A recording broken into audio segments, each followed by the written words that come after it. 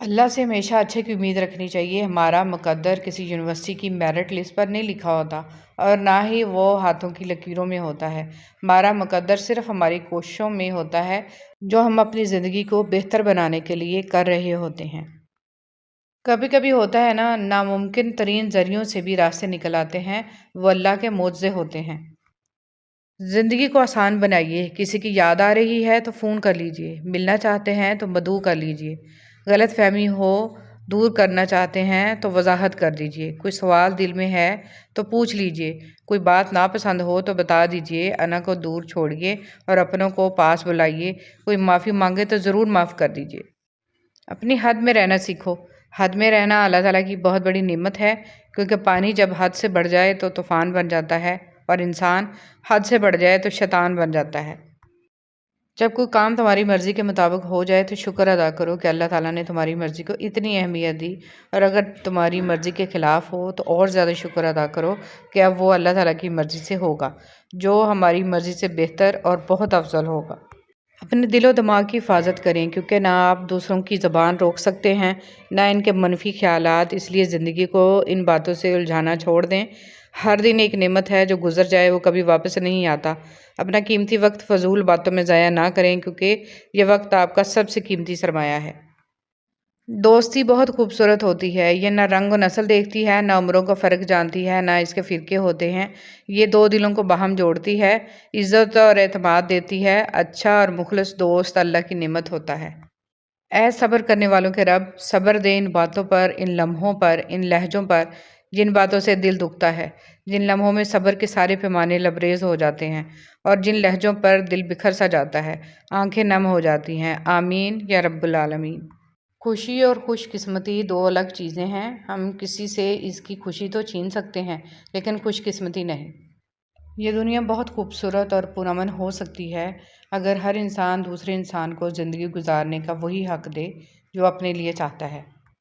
اختلاف کے باوجود احترام سے پیش آنا کمزوری نہیں، بلکہ بہترین تربیت، اعلیٰ ظرفی، اچھے اخلاق کی دلیل ہے۔ کن فیکون۔ اپنے دل کو یہ جان کر تسلی دیں کہ اللہ آپ کی ہر دعا سنتا ہے۔ اس کا کن آپ کی زندگی بدل دے گا۔ وہ آپ کے دل کو پہنچنے والے گہرے اور تیز ترین درد سے واقف ہے۔ پریشان نہ ہوں، وہ آپ محبتوں کے پھول تقسیم کرنے والوں کا دامن کبھی بھی خوشیوں سے خالی نہیں رہتا۔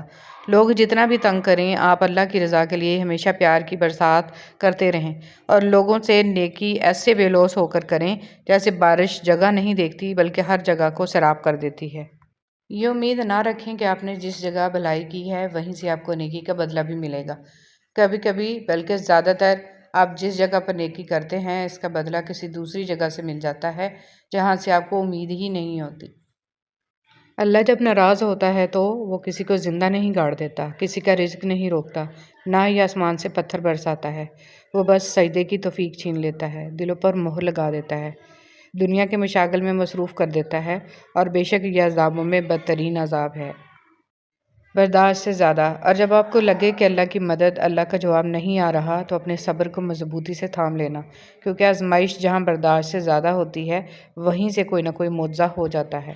ایک دوسرے سے پیار کریں، کیونکہ جدائی کبھی وارننگ نہیں دیتی۔ ایک دوسرے سے اس کا حال دریافت کرتے رہیں، کیونکہ کوئی نہیں جانتا کہ آخری کال یا ملاقات کب ہوگی۔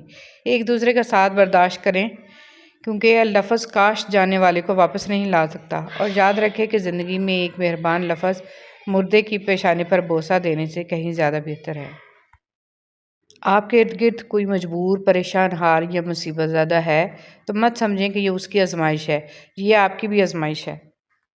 کچھ لوگوں کے دل خزاں کے سوکھے پتے کی طرح ہوتے ہیں، چاہے آپ اسے کتنا ہی پانی دیں یہ آپ کے ہاتھ میں ہرا نہیں ہوتا، اس لیے خود کو ان کے لیے تھکانا چھوڑ دیں۔ اپنے ماں باپ سے محبت کیجیے، آپ پر ان کا بہت قرض ہے۔ آپ نے کبھی انہیں حاصل کرنے کے لیے دعا نہیں کی، لیکن انہوں نے آپ کو حاصل کرنے کے لیے بہت سی دعائیں کی ہیں۔ جب انسان کسی سے ڈرتا ہے تو اس سے دور بھاگتا ہے، لیکن جب وہ اپنے رب سے ڈرتا ہے تو اس کے اور قریب ہو جاتا ہے۔ جب راہ ہدایت کے لیے کوئی تمہارے دل کو کھٹکھٹائے تو اپنے دل کا دروازہ اچھی طرح کھول لو، کیونکہ ہدایت کبھی کسی انسان کے محتاج نہیں بلکہ انسان ہدایت کا محتاج ہے۔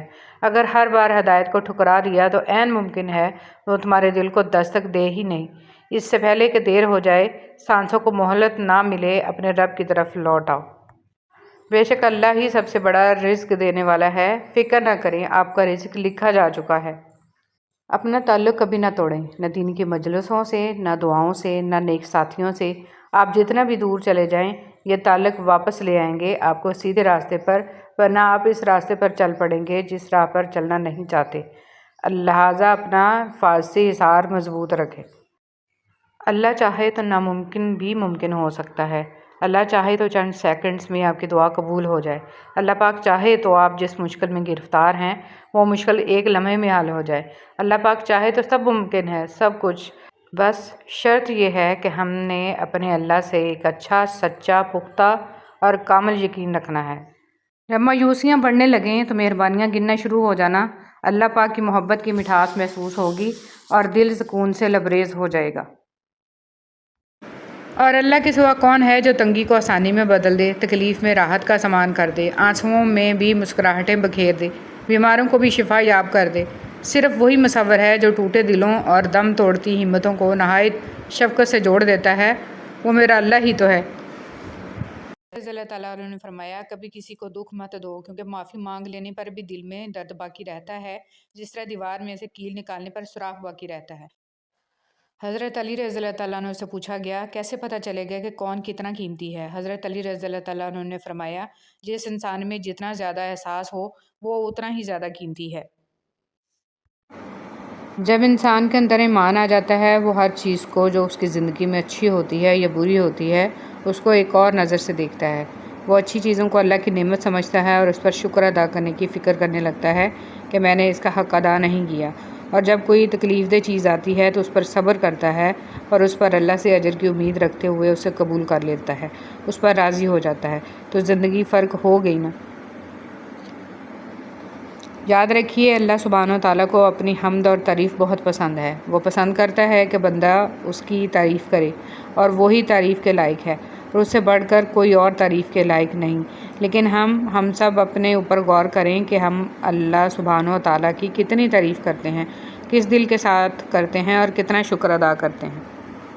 اگر اللہ راضی ہے اور ساری دنیا بھی ناراض ہو تو کوئی نقصان نہیں دے سکتا، اور اگر اللہ ناراض ہے اور سارے بندے ہمارے لیے تالیاں بھی بجائیں اور ہماری تعریفیں بھی کریں تو اسے کوئی فائدہ ہونے والا نہیں ہے۔ ایسا انسان آخر کار خسارے میں ہی ہے۔